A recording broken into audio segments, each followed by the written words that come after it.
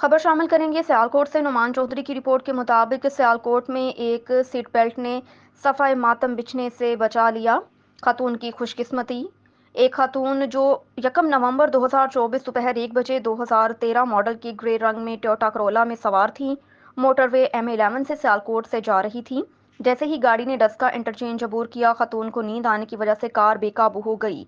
Road divert से जा टकराई। कार ने कई बार कलाबाजियां खाई, मगर खुशकिस्मती से खातून की जान सीट बेल्ट की बदौलत बच गई। हालांकि वो कुछ जख्मी हो गई थी। गाड़ी का इंजन मुकम्मल तौर पर तबाह हो गया, लेकिन कोई जानी नुकसान नहीं हुआ। मौके पर मौजूद लोगों ने फौरी तौर पर गाड़ी रोककर खातून को बाहर निकाला और उन्हें पानी पिलाने की कोशिश की। इतने में एक राहगीर ने 130 मोटरवे हेल्पलाइन पर कॉल करके मोटरवे पुलिस को मौके पर इतला दी। इतला मिलने पर सियालकोट इंटरचेंज से मोटरवे पुलिस की गाड़ियां मौके पर पहुंच गईं। हालात का जायजा लेते हुए रेस्क्यू 1122 की गाड़ियों को भी तलब किया। ये वाकया न सिर्फ एक हादसे की कहानी है, बल्कि ये सबक देती है कि जान कितनी कीमती है और सीट बेल्ट लगाना क्यों इतना ज़रूरी है।